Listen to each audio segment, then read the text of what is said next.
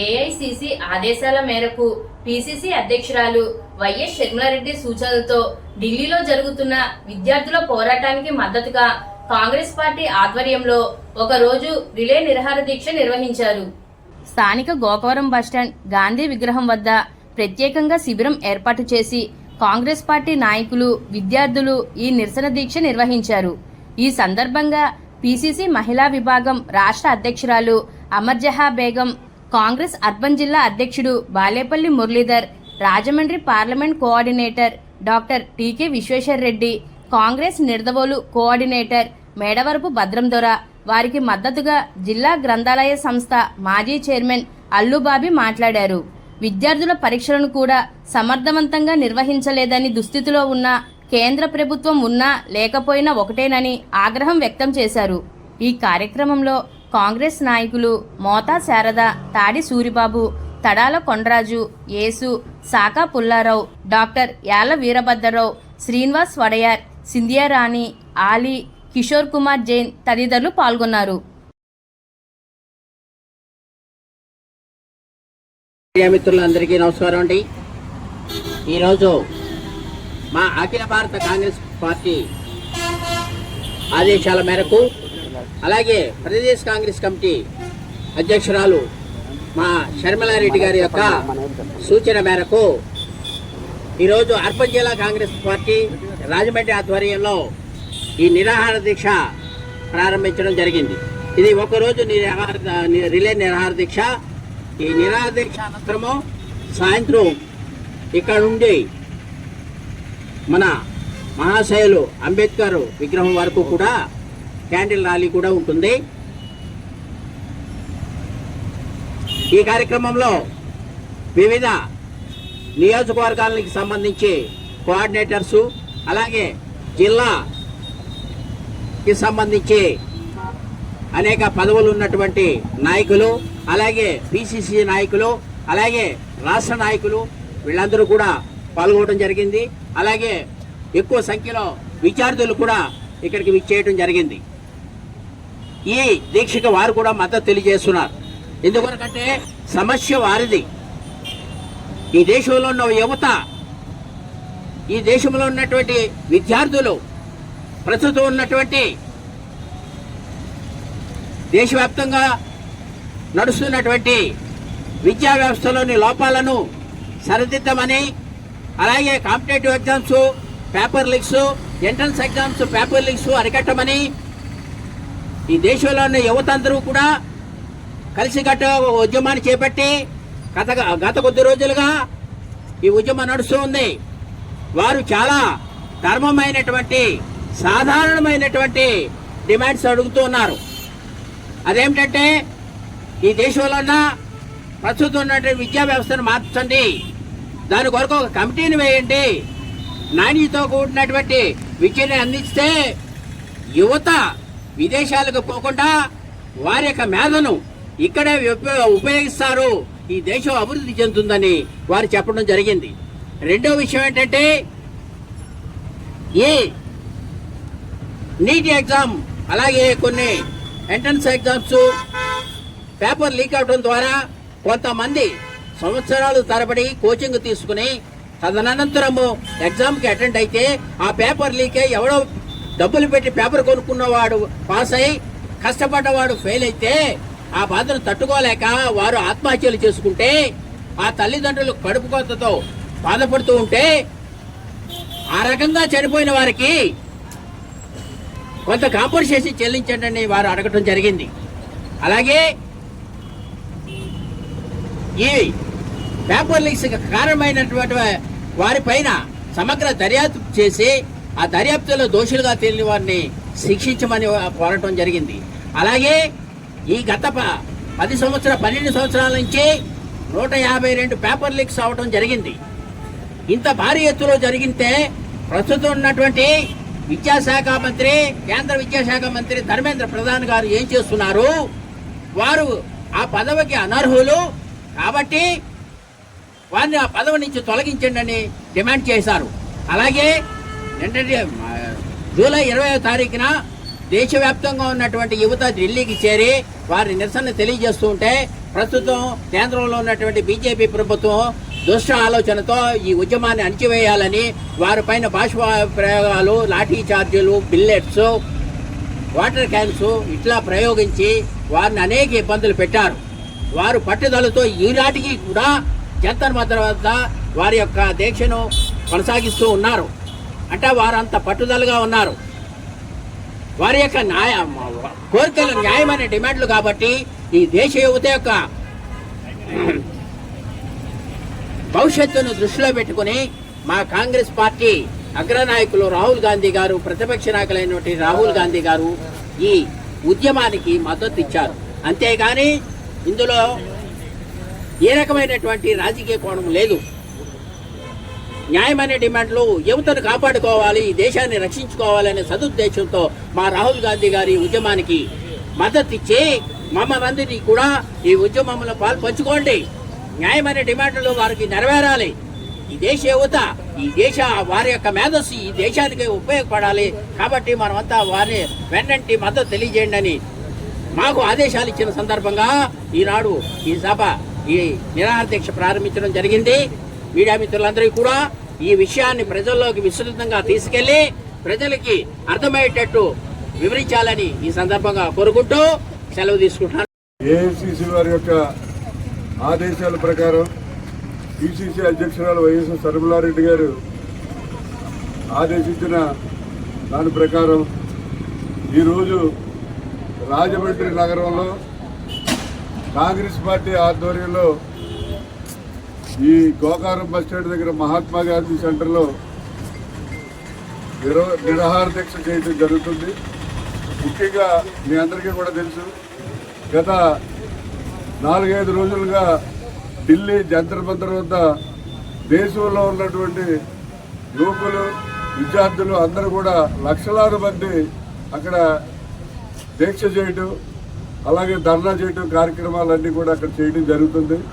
దీని అంతటికీ కూడా కారణం ఏంటంటే, మరి మన భారతదేశంలో నరేంద్ర మోడీ గారు ప్రధానమంత్రి అయిన తర్వాత 152 సార్లు పేపర్ లీకేజ్ అయినాయి. అంటే ఏదో 10th క్లాస్ ఇంటర్మీడియట్ కాదు, నేషనల్ టెస్టింగ్ ఏజెన్సీ అని జాతీయ స్థాయిలో ఎగ్జామ్స్, నీట్ ఎగ్జామ్స్ కానీ, సిబిఎస్ఈ ఎగ్జామ్స్ కానీ, ఇటువంటి జాతీయ స్థాయి పెద్ద పెద్ద ఎగ్జామ్స్ కండక్ట్ చేసేటువంటి సంస్థ ద్వారా జరిగిన ఎగ్జామ్స్లో 152 సార్లు పేపర్ లీకేజ్ అయితే 7.5 కోట్ల మంది విద్యార్థులు దీనివల్ల ఎఫెక్ట్ అయ్యారు.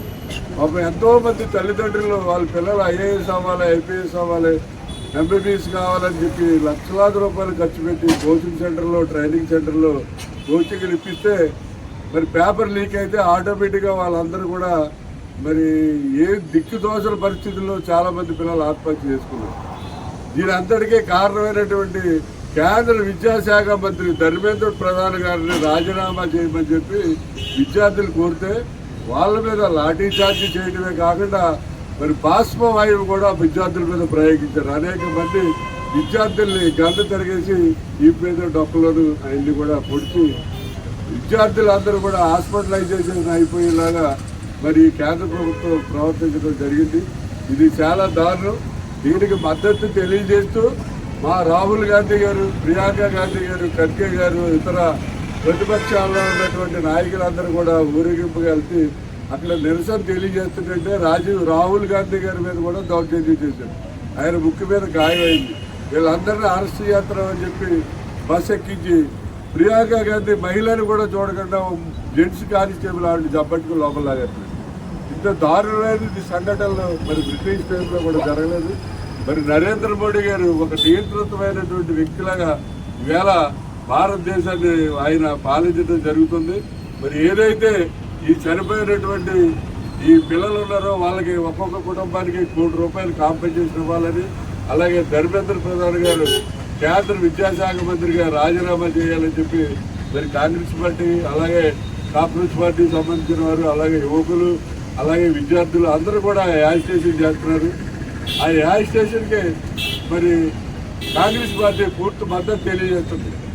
అయ్యా నరేంద్ర మోడీ గారు, మీరు ఒకటే గుర్తెట్టుకోండి, విద్యార్థులతోటి, యువకులతోటి గొడవ పడిన వ్యక్తులు ఎవరో కూడా ఏ దేశంలో, ప్రపంచంలో ఏ దేశంలోనూ కూడా మరి వాడు ప్రధానమంత్రిగా కొనసాగలేదు. మన పక్కనే చూసాం, బంగ్లాదేశ్ విద్యార్థులతోటి యువతతోటి గొడవ పెట్టుకుందామని పారిపోయి వచ్చి ఢిల్లీలో తలదాచుకుంటుంది.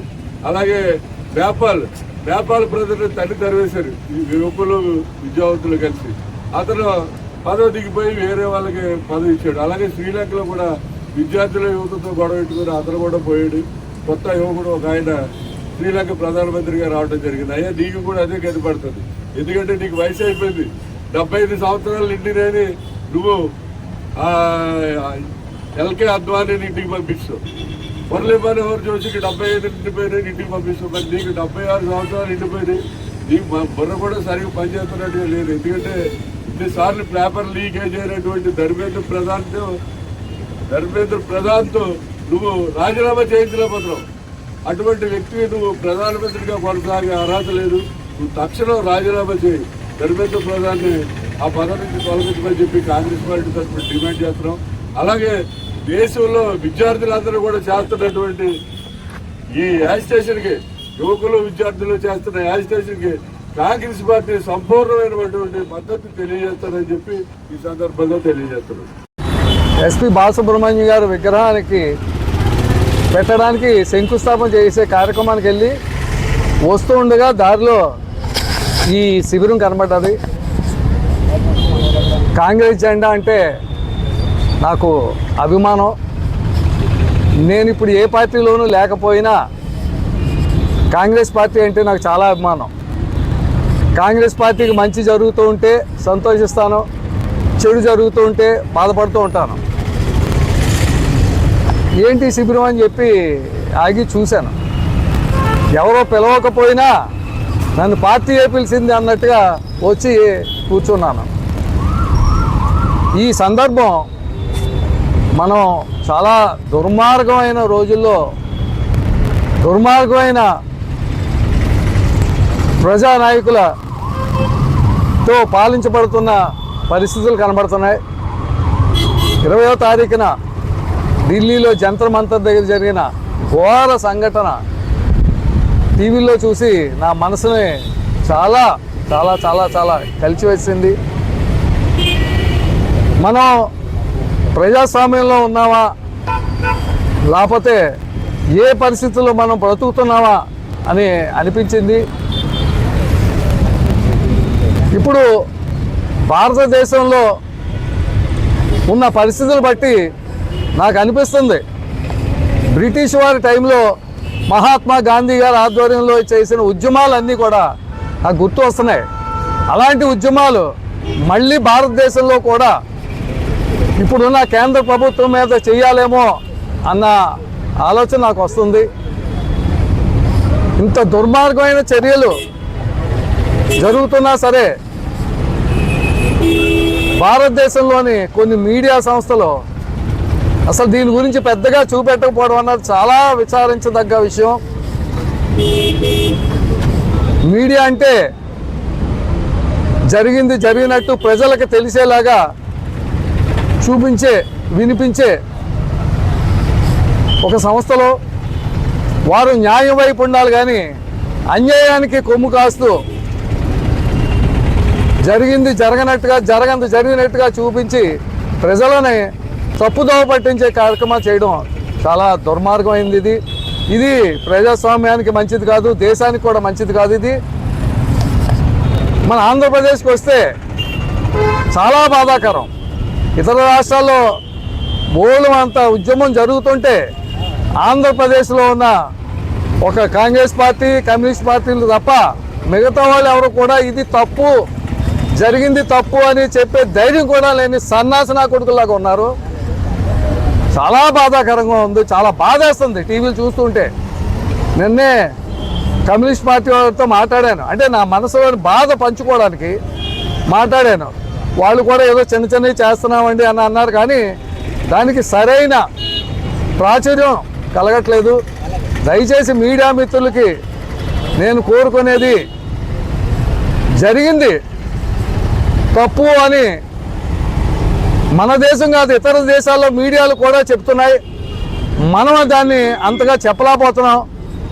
దాన్ని కూడా మీడియా మిత్రులు అందరూ ఆలోచించి దీనికి ప్రజల్లోకి బాగా తీసుకువెళ్ళాలని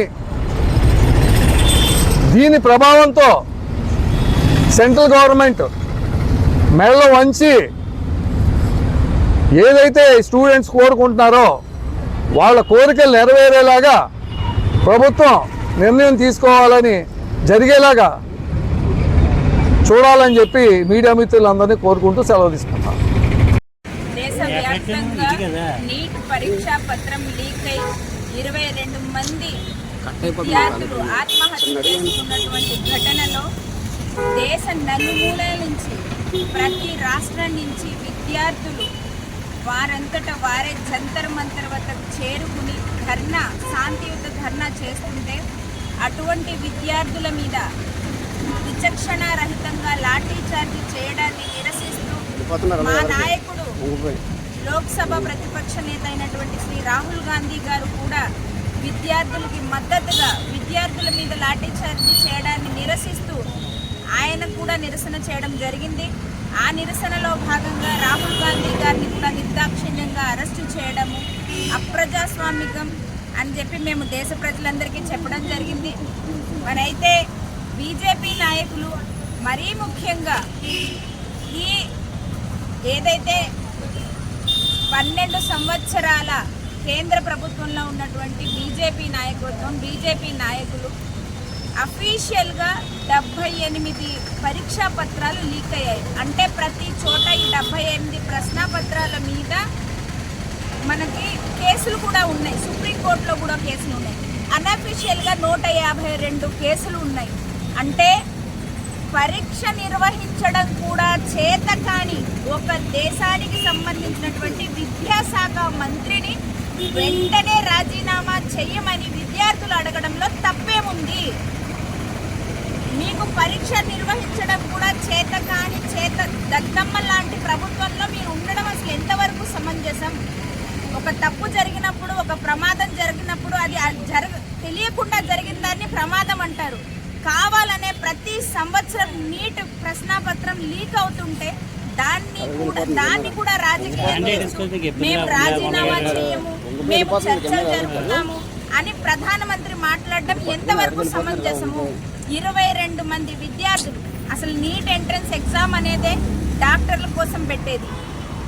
మరి నీట్ వ్యవస్థ మనం దేవుడి తర్వాత డాక్టర్లని దేవుళ్ళతో పోలుస్తాము.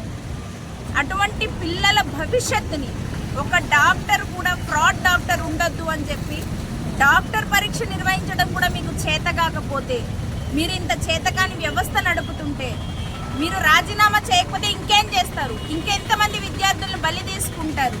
అదేమని అడిగితే మేము మళ్ళీ పరీక్ష నిర్వహించాం కదా అంటున్నారు. అసలు ఒక పరీక్ష నిర్వహించడమే మీకు చేత కానప్పుడు మీకు ఈ ప్రభుత్వాన్ని నడిపే అర్హత ఎక్కడుందని కాంగ్రెస్ పార్టీ తరఫున ప్రశ్నిస్తూ, అలాగే మా నాయకుడు ఇచ్చిన పిలుపు మేరకు ఈ రోజున తూర్పుగోదావరి జిల్లా సిటీ కాంగ్రెస్ అధ్యక్షులు బాలేపల్లి మురళి గారు, అలాగే పార్లమెంటరీ కోఆర్డినేటర్ టీకే విశ్వేశ్వర్ రెడ్డి గారు, అలాగే ఇక్కడికి వచ్చినటువంటి వివిధ నియోజకవర్గాల ఇన్ఛార్జీలు భద్రం దొర గారు, కొండరాజు గారు, ఎస్సీసీఎల్ చైర్మన్ గారు, అలాగే పుల్లారావు గారు, యేసు గారు, మా జిల్లా మహిళా కాంగ్రెస్ అధ్యక్షురాలు శారద గారు, అలాగే ఇక్కడికి ఇచ్చేసినటువంటి అనేక మంది విద్యార్థినులు, వారి భవిష్యత్తు, ఇక్కడ ఇంతమంది విద్యార్థులు ఉన్నారంటే అసలు చదువుకోవాల్సిన పిల్లలు రోడ్డు ఎక్కారంటే ఈరోజు దానికి కారణం ఎవరు?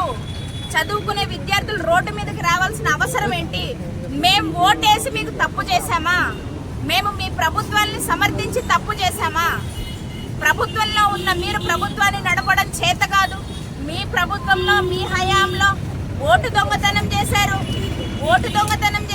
విద్యార్థుల భవిష్యత్తుని దొంగతనం